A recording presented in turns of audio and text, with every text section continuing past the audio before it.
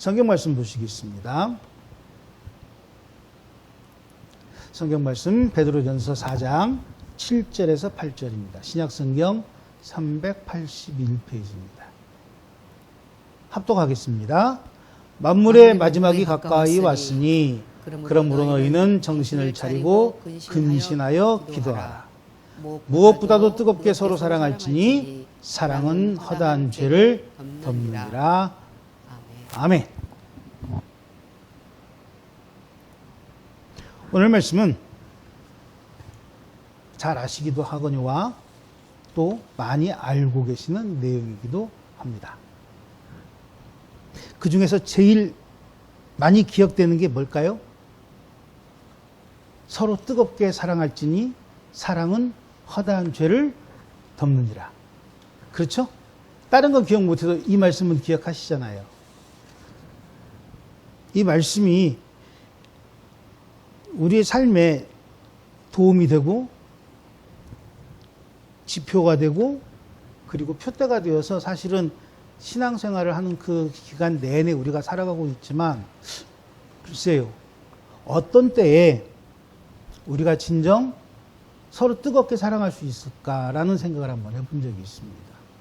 그 이전에 오늘 본 말씀 베드로전서 4장 7절 말씀을 보시면 이렇게 시작을 합니다. 만물의 마지막이 가까이 왔으니. 말세지말을 얘기합니다. 우리가 개척하고 교회에서 말씀이 선포되면서 마지막이라는 말은 마지막에 관한 설교는 제가 별로 해본 적이 없는 것 같아요. 했으면 한 번이나 두 번 했을 것 같은데 제가 오늘 드리고 싶은 말씀은 마지막을 얘기하고 싶은 게 아니고요. 우리가 알고 있는 것들, 그리고 우리가 보고 있는 것들, 우리가 생각하는 것들이 성경에서 이야기하는 마지막과 얼마나 많이 근접해 있는가를 보자는 겁니다. 요한복음 8장 44절에 그렇게 말씀하십니다. 너희는 너희 아비 마귀에게서 났으니 너희 아비의 욕심대로 서로 행하고자 하는지라. 마귀는 처음부터 살인한 자고 마귀는 진리가 그 속에 없고 마귀는 진리에 서지도 못하고 마귀는 거짓을 말할 때마다 마귀 자기 것으로 말하나니 그것은 마귀가 거짓말장이고 거짓의 아비가 되었다라고 말씀하고 계십니다. 마지막이라는 때는 사실은 이 마귀가 가장 크게 사탄이 가장 활발하게 왕성하게 활동하는 때가 마지막 때입니다. 오늘 베드로전서의 본문 말씀은 바로 그때에 너희가 어떻게 살 것이냐라고 이야기하는 겁니다. 너희가 그때를 알고 있냐라고 이야기하는 겁니다. 그래서 본문 말씀을 보시게 되면 그렇게 얘기하잖아요. 오늘 본 말씀입니다. 만물의 마지막이 가까이 왔으니 그러므로 너희는 뭐라고 말씀하시죠? 정신을 차리고 근신하여 기도하라. 그리고 8절 말씀에 우리가 잘 외우는 것처럼 무엇보다 뜨겁게 서로 사랑할지니 사랑은 허다한 죄를 덮느니라. 이 7절과 8절 말씀이 조금 7절과 8절 말씀이 조금 괴리감이 있다고 생각 안 하세요? 떨어져 있다고? 7절 말씀은 깨어서 기도하라고 얘기해요. 그런데 8절 말씀은 뭐죠? 서로 사랑하라고 얘기합니다. 그런데 7절과 8절 말씀을 이어서 얘기한다면 어떻게 이야기해야 될까요? 서로 사랑할 수 있는 사람은 어떤 사람이라고요?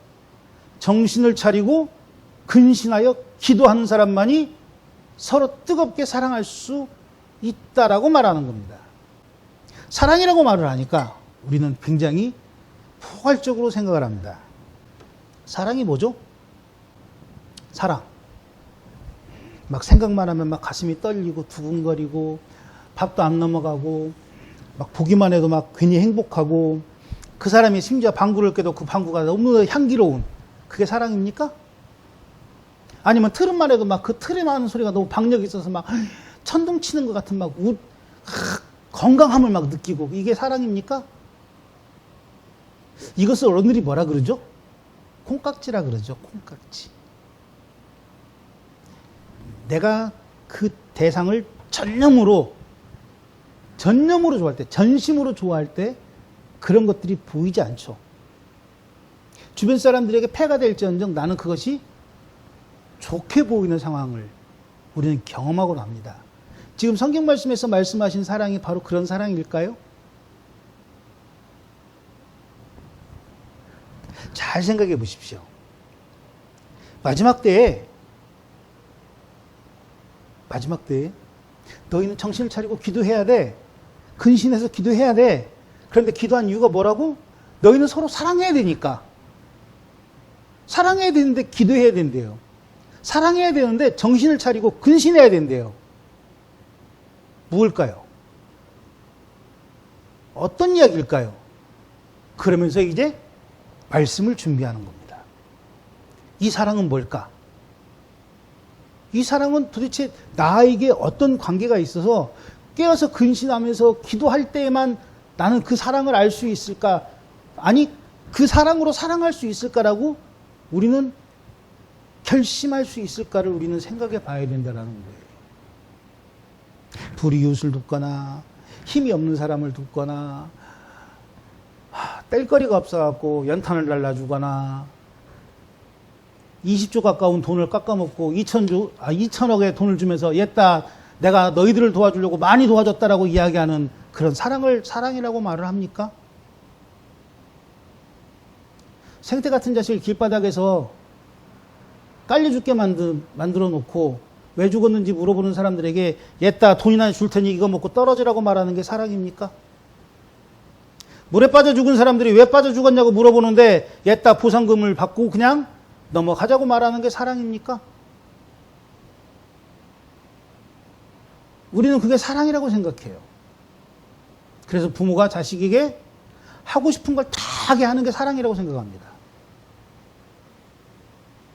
자식과의 소통보다는 그저 자식이 원하는 걸 그저 해주는 게 사랑이라고 착각하는 거예요. 그것이 무엇보다 뜨겁게 서로 사랑하는 말씀에 아멘하는 성도의 생각이라면, 그렇다면 우리는 정말 뜨겁게 사랑하고 있냐라고 묻고 싶은 거예요.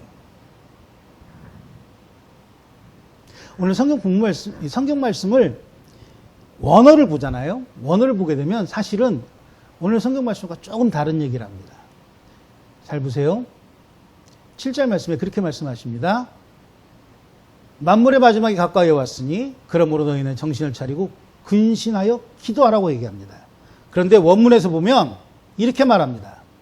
만물의 마지막이 가까이 왔으니 그러므로 너희는 정신을 차려라.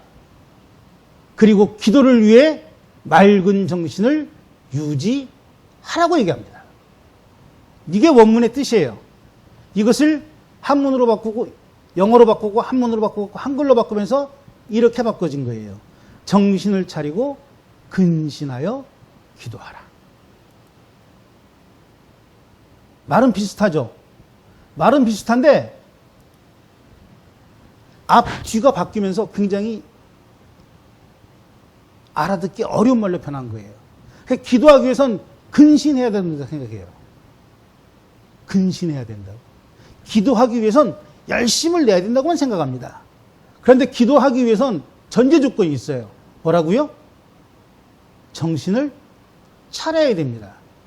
그런데 그 정신은 뭘까요? 성경에 보면 그렇게 얘기해요. 정신 차리란 말은 어떤 뜻이냐면 술 취하지 않은 것이 정신을 차리는 거라고 얘기합니다. 그 원문의 단어를 찾아보면 제가 작년과 올 초에 팔복이라고 말하는 산상순을 말하면서 막 되지도 않는 발음을 해가면서 설명을 드렸으니까 이제는 그냥 제가 한글로 말씀을 드릴게요. 정신을 차린다라는 것은 술 취하지 않는 거예요. 술 취함이 없는 그 분별력을 가지고 있는 게 정신을 차리는 거라고 원문에서는 해석합니다. 단어의 뜻을 보면. 그럼 이 정신을 차린다는 말은 뭘까요? 어떤 것이 맞고 어떤 것이 틀린지를 찾아가는 거예요. 횡단보도를 건너갈 때 무단횡단을 하는 것과 횡단보도를 건너가는 것의 차이는 뭘까요? 하나는 딱 하나밖에 없잖아요. 기준이. 신호. 횡단보도를 똑같이 건너가도 빨간불에 건너가면 무단횡단이 되는 거죠. 그런데 저희 때는 파란불이었어요. 지금은 초록불로 바뀌었던데 초록불에 건너가야만 올바른 횡단보도를 건너가는 거죠. 오토바이를 타는데 이륜차를 타는데 헬멧을 써야 된다는 것은 뭐예요? 약속이죠. 서로의 규칙이죠. 나를 위해서 내 몸을 보호하는 것이기도 하지만 상대방을 위해서도 내가 그걸 지켜야만 사고를 당했을 때, 사고가 났을 때 나도 지키고 저 사람도 지킬 수 있는 거예요.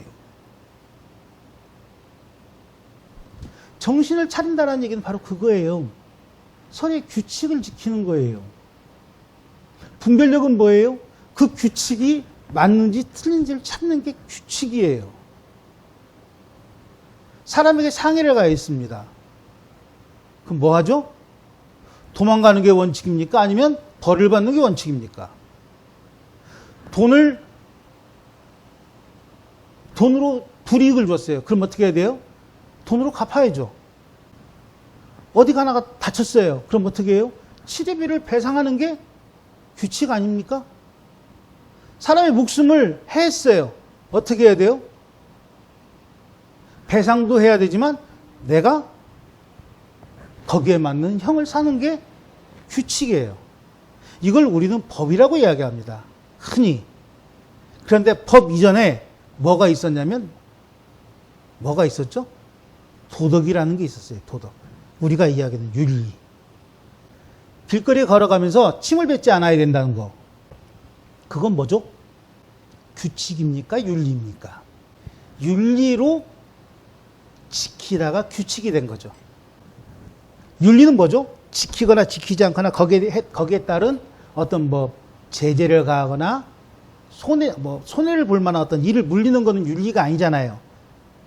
제재를 가하거나 손해를 끼치는 거는 그건 법이 되고 규칙이 되겠지만 의자에 앉아 있는데 극장에 가서 의자에 앉아 있는데 앞자리에 있는 사람 그 등받이에다가 신발을 벗고 딱 발을 올리는 거. 이건 법에 걸립니까? 안 걸립니까? 걸리진 않아요. 그런데 어디에 걸리죠? 윤리에 걸리죠. 도덕에 걸리죠. 기차를 타고 가면서 내 앞자리에 신발을 신은 채로 발을 올려놓고 있는 거. 벌금을 받습니까? 안 받습니까? 제가 알기로 안 받은 것 같아요. 어떤 사람도 그렇게 올리고 다니는데 안 받은 걸 봐선 안 받은 것 같아요. 그런데 어떤 일을 당하죠? 도덕적으로 비난을 받죠. 정신을 차린다는 건 바로 거기에 있는 거예요. 성경은 누가 보죠? 믿는 사람이 볼까요? 믿지 않는 사람이 볼까요? 목사만 볼까요? 아니면 성도만 볼까요? 정신을 차린다는 건 바로 거기에 있는 거예요.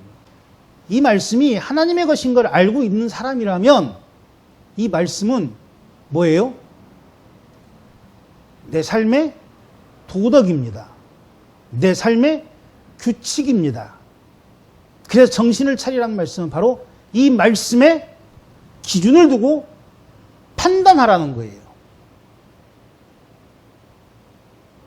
그래서 우리가 가지고 있는 어떤 몰입적인 생각들, 막 은혜만 생각한다거나, 은사만 한다거나, 아니 무슨 막 이정만 한다거나, 아니 막 돈 해가면서 돈만 얘기한다거나, 이런 것들은 성경에서 이야기하고 있지 않습니다. 성경에서 귀신을 쫓는 건 성경 66권 중에 지극히 짧은 얘기예요. 그런데 모든 사람들이 다 귀신 해가면서 귀신 쫓는 일에만 전념하고 있어요.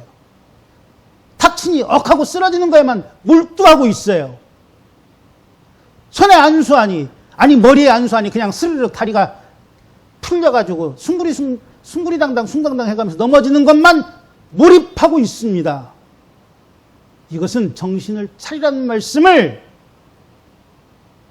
정면으로 위반하는 행동이에요. 그거를 잘못됐다고 말씀드리는 게 아니에요.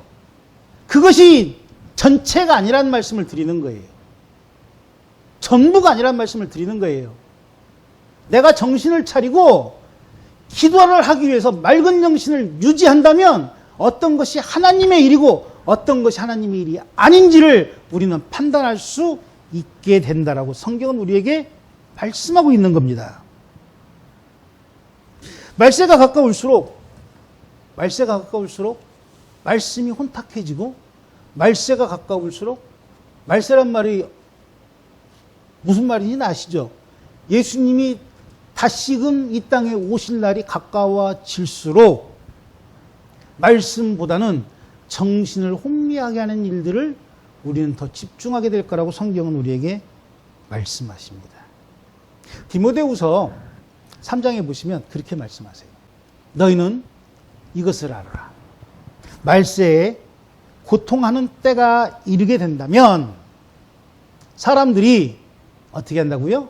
자기를 사랑하고, 돈을 사랑하고, 자랑하고, 교만하고, 비방하고, 부모를 거역하고, 감사하지 아니하고, 거룩하지 아니하며, 무정하고, 원통함을 풀지 아니하고, 모함하고, 절제하지 못하고, 사납고, 선한 것을 좋아하지 아니하며, 배신하고, 조급하고, 자만하고, 쾌락을 사랑하기를 어떻게 해요? 하나님을 사랑하는 것보다 더 하느라고 말씀하고 계십니다. 무슨 말씀일까요? 정신을 차리지 못하는 혼미한 때가 된다면 우리는 나를 자랑하고 돈을 사랑하고 그것을 또한 자랑하고 그래서 교만해지고 서로 비방하고 부모를 거역하고 감사하지 못하는 저 말세 행동들을 보게 되는 게 아니라 하게 된다는 거예요. 어떤 것보다 우선해서 하나님을 사랑하는 것보다 더 앞서서라고 말씀하고 계시잖아요. 이게 말세예요. 잘 보십시오. 성경은 우리에게 이미 제시하고 계신다니까요. 너희가 자랑할 게 무엇이고 너희가 사랑할 게 무엇이냐고 물어보세요. 너희는 정말 저것들에 대해서 정신 차리고 있냐고 물어보고 계시는 거예요. 저것들에 대해서 정신 차리지 않으면 우리가 깨어서 근신하여 기도한다고요? 죄송합니다. 그건 거짓말이죠. 그건 말장난이죠. 돈을 사랑하고 돈을 자랑하고 교만하고 사납고 무정하고 배신하고 자만하고 쾌락을 사랑하는 사람이 정신을 차려서 깨어서 근신한다고요? 그런 말이 어디 있습니까? 이만희를 욕하지만 이만희는 이미 정해진 그 루트대로 가고 있어요. 거짓말하고 하나님의 선에 서지 못할 그 자리를 향해 가고 있지만 심지어 목사라고 말하는 사람들 중에서도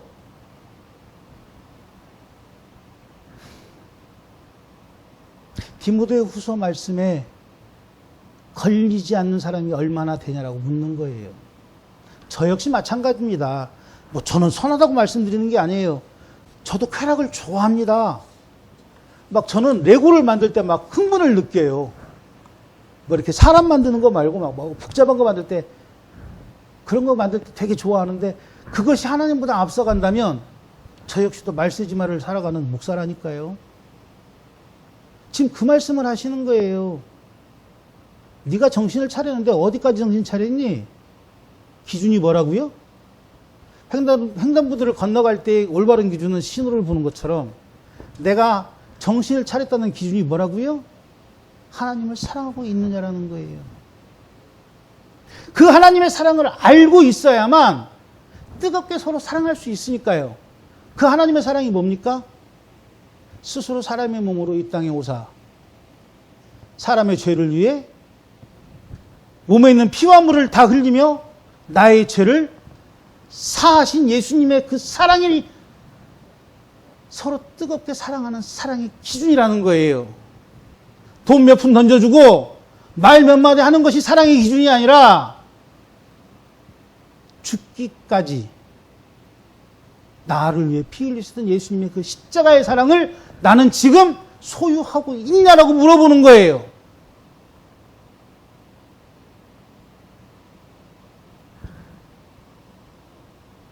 그 사랑이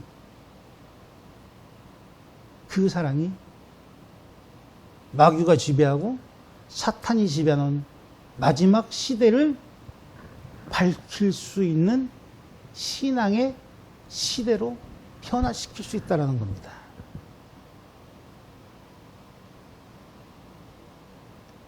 정치적인 얘기 좀 몇 마디 하겠습니다. 아니, 정치적인 얘기 아니에요. 시사 얘기를 할게요. 요즘 뜨겁게 논란이 되고 있는 것 중에 하나가 4월 달에 있는 국회의원 선거입니다. 누구 찍으라는 얘기를 하고 싶은 게 아니고요. 이 말씀에 비추어서 선거하시자는 거예요. 어떤 말씀이요? 말세 때에 거짓의 아비의 역할을 하는 그 마귀 틈바구니에서 그 마귀와 같이 살면서 마귀의 종로로 타는 그들을 우리는 무엇으로 가름해야 될까요? 무엇으로 구분할 수 있을까요? 말씀으로 구분해야죠. 성도가 지도자를 뽑는다는 건 바로 그거 아닙니까? 저는 그 말씀을 드리고 싶은 거예요. 적어도 내가 성도라면, 적어도 내가 목사라면, 적어도 내가 재직이라면, 적어도 내가 하나님의 사랑 안에 살고 있는 사람이라면 나의 기준은 무엇이라고요? 하나님의 사랑 아닙니까? 하나님의 사랑을 하라니까 뭐 이만희도 사랑하고 누구도 사랑해야 돼요. 사랑해야 되는데 전제 조건이 있죠. 뭐죠?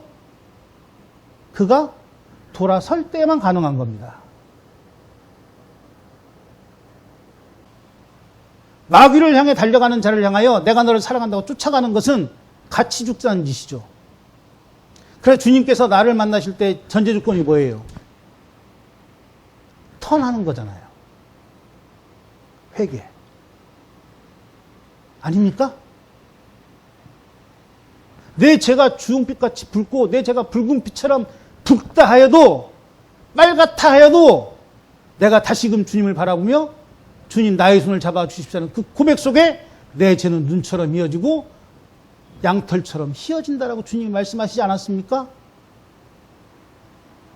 유턴하지 않으면 절대로 사랑할 수 있는 사람이 아니라니까요. 그는 어둠의 자식이고 마귀의 자식이고 사탄의 종일 뿐입니다.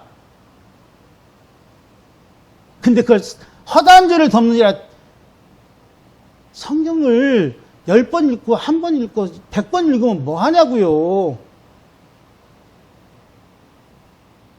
이렇게 말하니까 저는 막 되게 성경을 많이 한 것처럼 생각하시죠. 아니에요. 저 성경 하나도 모릅니다. 저는 박사학위도 없습니다. 누구처럼 막 논문도 못 썼어요. 하지만 성경을 보면 저같이 머리 안 좋은 사람도 성경을 보다 보면 하나님께서 지혜를 주셔서 얘기하시잖아요. 뜨겁게 서로 사랑해라. 그런데 그 전에 뭐 하라고요? 정신을 차려서 맑은 정신으로 기도할 때 너는 뜨겁게 사랑할 수 있다는 그 말씀을 깨닫게 하시잖아요. 이게 목사만이 가능한 일이라고 생각하십니까? 아닙니다. 내가 성경을 사랑하고 내가 하나님을 사랑한다면 이것은 앉아있는 여러분들도 아니 성경을 하나도 모르는 읽을 수 없는 글을 못 읽는 사람이라 할지라도 듣기만 해도 깨닫게 되는 거예요. 그 일을 누가 감당하십니까? 나의 학식과 나의 배움과 나의 학력과 나의 어떤 경험 때문에 알게 될까요? 아니면 주님이 이 땅을 떠나시며 내가 너희에게 나를 대신에 보내신 누구? 성령님이 알게 하실까요? 하나님의 신호등을 본다는 건 바로 그거예요. 내 안에 성령님이 임재하시면 신호등뿐만이 아니라 어떤 것이 하나님 나라의 윤리에, 하나님 나라의 법규에 넘어가고 안 넘어가고를 스스로 알게 하신다라고 말씀드리는 겁니다. 그렇게 할 때 우리가 이야기하는 경건주의, 그렇게 이야기할 때 우리가 이야기하는 무슨 은사주의, 신비주의, 내 삶에 아무런 영향을 끼치지 않는 거예요. 성령의 본체라고 말하는 그런 인간도 목사라고 취급당하며 광화문에서 1,000원씩 걷잖아요. 정치하겠다고 아무나 갖다 데려다가 그런 것들의 기준이 성경에 있다니까요. 목사라는 인간들도 거기 앉아가지고 1,000원씩 내고 있잖아요. 10,000원씩 내고 있고. 아니잖아요, 좀. 그리고 당당하게 얘기합니까? 안수 받았다고? 죄송합니다. 창피한 줄 아세요. 얼마 전에 다큐멘터리 영화가 하나 개봉했어요. 아니, 2개가 개봉했어요. 하나는 기류의 김대중이라는 영화와 다큐멘터리와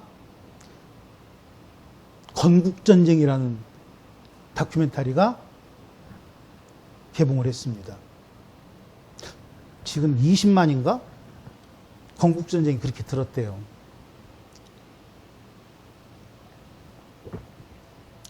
이 건국전쟁을 만들 때 서울의 봄을 이겨보려고 만들었다고 합니다. 모르겠어요. 누구의 뇌피셜인지 모르겠지만 그렇게 이야기를 합니다. 이 건국전쟁은 이승만에 대해서 얘기합니다. 교회에서 이야기하니까 이승만 장로에 대해서 이야기합니다. 다 아시죠? 이승만 장로는 우리나라 초대 대통령입니다. 건국 대통령이 아니에요. 건국 대통령이라고 말하는 사람들은 어떤 사람들이냐면 일본에게 장학금을 받고 일본에 가서 일본 사관을 배운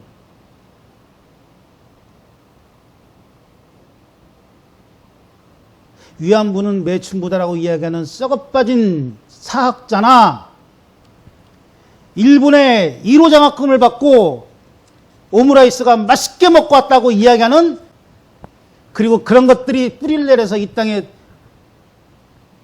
역사관을 흐리는 게 뉴라이트 사상입니다. 제가 이승만에 대해서 연구를 많이 안 해도 이승만에 대해서 조금만 찾아보시면 돼요. 그 사람은 초대 대통령이에요. 초대. 일제 잔당들에 의해서 추대된 초대 대통령일 뿐입니다.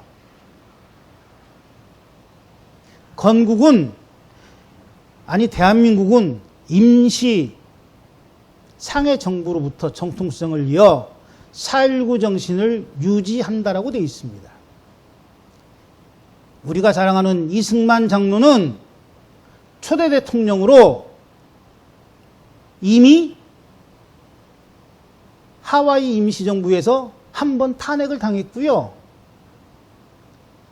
잘 아시는 4.19 의거에 의해 전 국민에 의해서 탄핵당한 탄핵 대통령입니다. 6.25 동란 때는 한강 철교를 끊어서 그 철교를 건너던 수많은 양민들을 한강에 수장을 시켰고 대전으로 도망가면서도 방송에서는 죽어서도 서울을 지킬 테니 서울을 사수하라는 거짓말을 했고요. 대구로 도망가서 일본에게 망명을 요청한 한국 사람 6만 명과 함께 망명을 요청한 훌륭한 장로 대통령입니다. 이거를 좌익의 사상이라고 말을 합니다. 그런데 그렇게 좋아하는 광화문에 모여서 맨날 흔드는 성조기, 그 성조기에 미국의 CIA가 문서로 확인을 하고 그렇게 좋아하는 전범기를 흔들어대는 일본의 정부 문서에도 5만 명과 이승만 정부를 수용하기 위해 수용소를 확보한다는 내용이 기록되어 있습니다. 그 6.25 동란을 지나서 무슨 짓을 합니까? 빨갱이를 색출한다고? 어느 나라에서 행하지 않은 수많은 양민들을 밤과 낮으로 구분을 시켜 학살한 그런 인간이 장로 대통령입니다.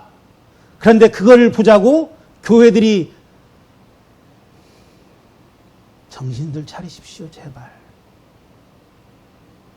평양 대부흥성에는 그런 인간들을 만들고자 믿음의 사람들이 모여서 하나님을 뜨겁게 외친 성회가 아니에요.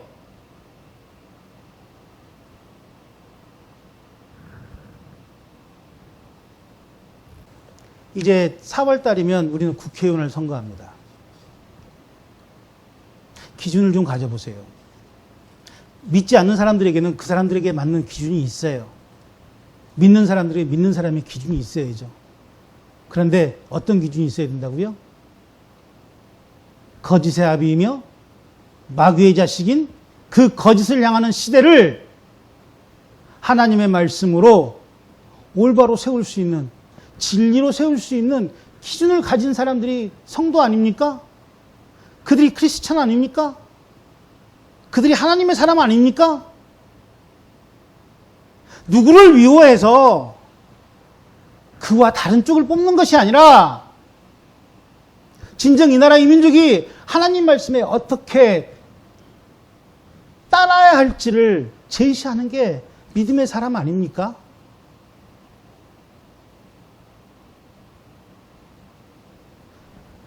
누구를 뽑으란 얘기가 아니에요. 내 신앙의 기준을 뽑으란 얘기예요. 적어도 내가 성도라면 내 신앙의 기준이 있어야 될 거 아닙니까? 아파트값 올려준다 그래서 뽑았던 거 아닙니까? 그랬더니 뭐 해요? 재벌들만 논하지 않았습니까? 미국에서 큐브 이상 하나 올려줄 테니까 돈 달라 그러니까 거기에 들어가는 진짜 최소 비용을 달라고 얘기했어요. 70억. 그랬더니 뭐라고요? 돈이 없어서 70억이 없어서 그걸 못 보내는 나라가 대한민국 아닙니까? 내 아파트 값과 바꾼 거 아니에요 지금 우리는? 하나님의 그 정의로움과 공의로움을 속껍질을 벗기고 돼지 대가리를 삶아서 상을 꽂고 거기다 이름을 써발긴 한 인간에게 팔아버린 교회 때문에 한국교회가 아니요? 한민족이 이렇게 어려움을 당하는 거 아닙니까? IMF 때 한국교회가 살아있어서 이 민족이 복을 받았다고요? 아니잖아요 좀. 70년대 60년대처럼 아무런 정보가 없는 시대를 살던 그 막 시골에서 농사 짓던 사람들을 향하여 우매한 소리를 외쳐도 다 들어주던 아멘 하던 아멘 합창단을 만들었던 그 시대가 아니라니까요 지금은. 아직도 70년대처럼 목회를 하고 싶어서 제발 그러지 마세요. 정신들 좀 차리세요.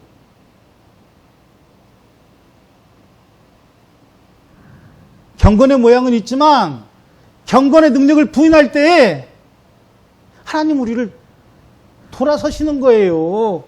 떠나시는 거예요. 한국교회가 어렵다고요? 한국교회가 문 닫는다고요? 막 애들이 안 올라온다고요? 거룩은 있죠. 그런데 왜 주님께서 이 땅을 떠나셨을까요? 왜 교회를 떠나셨을까요? 다 알고 있잖아요.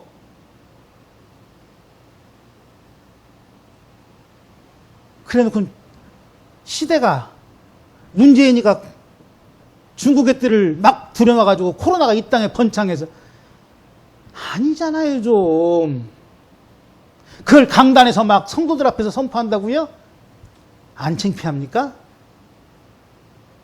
일주일 내내, 한 달 내내, 두 달 내내 성경 말씀을 붙잡고 말씀을 준비한 결과가 겨우 코로나가 중국 놈 때문이라고요?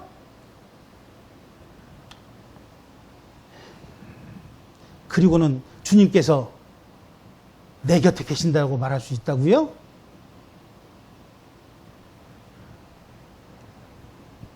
기억하십시오.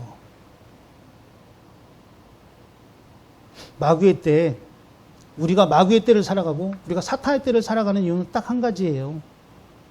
그때에 내가 하나님의 일을 할 수 있기 때문이에요. 그때에 내가 필요하기 때문에 지금 이 땅에 나를 부르신 거라니까요. 그런데 그걸 우린 자꾸 타협하려고 그러면 안 되잖아요. 근데 그걸 우린 자꾸 내가 내 욕심으로, 내 이익으로, 내 판단으로 하나님을 자꾸 뒤돌려 감추면 안 되잖아요. 저는 그 시작이 4월 달에 있는 총선이라고 생각합니다. 교회가 살고 싶으시다면 제대로 보십시오. 성도가 떠난 교회, 다시 성도들이 이 땅에서 80년대 그 부흥, 90년대 그 부흥이 다시 일어나기로 한다면 그 전에 먼저 정신을 차리십시오. 그리고 기도할 수 있는 준비를 하십시오. 그때에 우리의 경건은 회복되고 우리의 경건의 능력은 세상을 향하여 증거될 겁니다. 밤이 깜깜하기 때문에 새벽을 우리가 볼 수 없을 뿐이에요. 그러나 주님은 내가 뒤돌아서서 나를 떠나셨어도 다른 나를 준비해 다시금 이 나라 이 민족에게 돌아오실 거예요. 그리고 이 나라 이 민족을 사랑하셨음을 다시 회복하실 겁니다. 그때 그 어둠에서 슬피 이를 갈며 주님 내가 여기 있습니다라고 이를 갈며 외칠 내가 될 것인지, 아니면 그 밤에 조금 힘들어도 주님이 주신 그 진리의 등불을 가지고 새벽을 맞이하는 성도의 삶을 살 것인지, 그 역할을 감당할 것인지는 제가 항상 말씀드리는 누구의 선택이라고요? 아무쪼록 24년도 이제 사순절이 시작됩니다.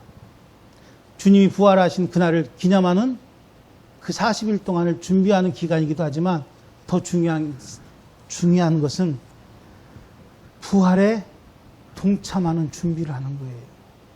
부활에 동참한다는 건 뭡니까? 하나님의 사랑을 알고 있다는 거잖아요. 그리고 그 사랑이 나를 위한 것임을 고백하는 거잖아요. 부활주일은 여러분들을 위해 있는 게 아니에요. 누구를 위해 있다고요? 나를 위해 있어요.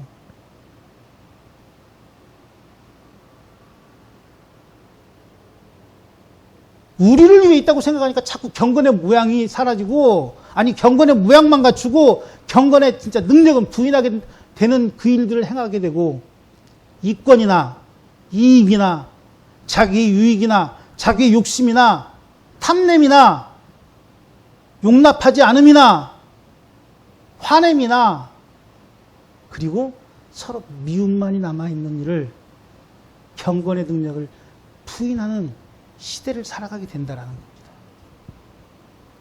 이번 부활주일은 나를 위해 죽으신 예수님이 나를 위해 다시 사신 날로 다시금 회복하시는 그런 날이 됐으면 좋겠습니다. 그래서 준비하신 사순절이 되시고요. 그리고 이 거짓된 세상에, 거짓된 시대에 그 삶을 진리의 삶으로, 하나님의 말씀에 사로잡힌 정신 차린 성도의 삶으로 다시금 회복되시는 귀한 날이 되시기를 주님의 이름으로 축복합니다. 기도하겠습니다.